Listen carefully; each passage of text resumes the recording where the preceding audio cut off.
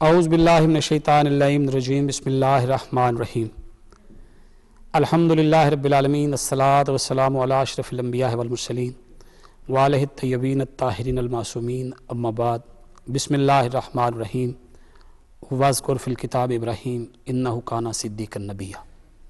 حاضرین باتمکین، کل گفتگو یہاں تک پہنچی تھی کہ تکمیل دین کے بعد خلافت راشدہ آئی اور خلافت کے اختتام کے بعد اسلامی خلافت کو ملوکیت میں تبدیل کر دیا گیا۔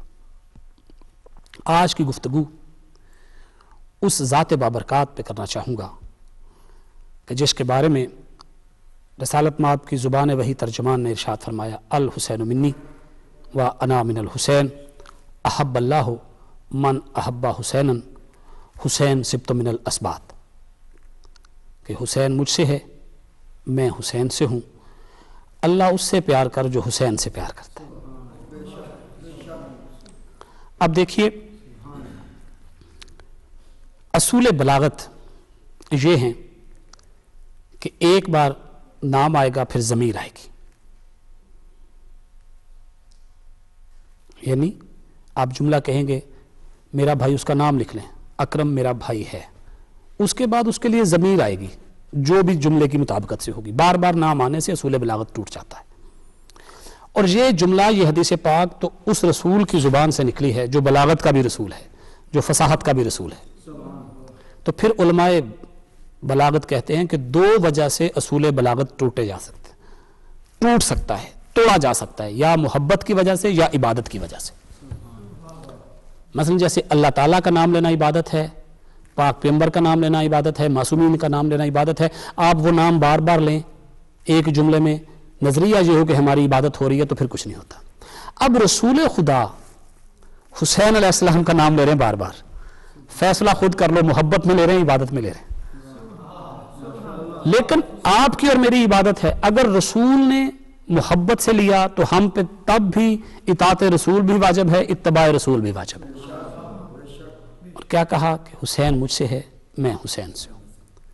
حسین علیہ السلام کربلا کے میدان میں دو کام کر رہے تھے، ایک طرف اپنی جد رسول خدا کا دین بچا رہے تھے، دوسری طرف اس وعدے کی تکمیل کر رہے تھے جس وعدے نے اسماعیل علیہ السلام کو بچایا تھا۔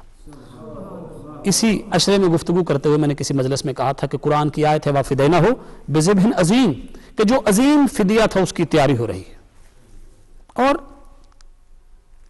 حسین علیہ السلام ایک ایسا مرکز ہے کہ آج بھی مسلمان اس مرکز پہ اکٹھے ہو کے دنیا کی ہر مصیبت پہ غالب آ سکتے ہیں۔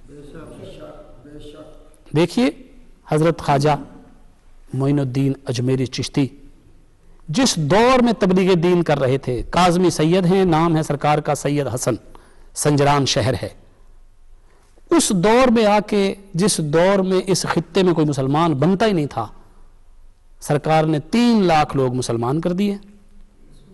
اور کس قوت سے کیے کہ ہر کسی نے کہا کہ ہم مسلمان تو ہو گئے، ہمیں دین بتا دو، کہا سارے اکٹھے ہو جو، فرمایا شاہ است حسین بادشاہ است حسین۔ انہوں نے کہا سرکار سوال کیا تھا دین کا، فرمایا دین است حسین، دین پناہ است حسین، سرداد نہ داد دست در دست یزید، حقہ کے بنا لا الہ است حسین۔ تو یہ ایک ولی کامل نے، جسے اس خطے کے سارے لوگ ولی ہند مانتے ہیں، اس نے بھی بتایا کہ حسین دین کی بقا ہے، اور حسین نے عملاً کام کیا ہے، رب مصطفیٰ کی قسم ہے۔ انگریز مورخ لکھتا ہے کہ حسین کی سمجھ نہیں آئی، انہوں نے کہا رسول خدا حضرت محمد کے پاس ایک علی تھا، اس نے پورے عرب کو آگے لگایا ہوا تھا، حسین کے پاس 4 علی تھے، اللہ جانے کیسا حسین انسان کہ 4 علی رکھتے بھی کربلا میں آ گیا۔ کیونکہ حسین علیہ السلام نے کہا تھا میں نے فتح اور شکست کے معنی بدلنے ہیں، مجھ سے پہلے جو بچ جاتا تھا وہ فاتح ہوتا تھا، جو قتل ہو جاتا تھا وہ شکست، میں بچوں گا نہیں، ہوں گا قتل، لیکن کوئی مجھے شکست خوردہ نہیں کہے گا، کیوں؟ میرا نظریہ جیت جائے گا۔ یزید کیا چاہتا تھا؟ یزید چاہتا تھا دین مصطفیٰ برباد ہو جائے، حسین چاہتے تھے دین مصطفیٰ باقی رہے۔ یزید چاہتا تھا مسجدیں برباد ہو جائیں، حسین چاہتے تھے مسجدیں آباد رہیں۔ یزید چاہتا تھا حیا ختم ہو جائے، حسین چاہتے تھے حیا باقی رہے۔ اب دیکھ لو، اگر تو دین باقی ہے تو پھر حسین فاتح ہے، اگر حیا باقی ہے تو حسین فاتح ہے، اگر مسجد باقی ہے تو حسین فاتح ہے۔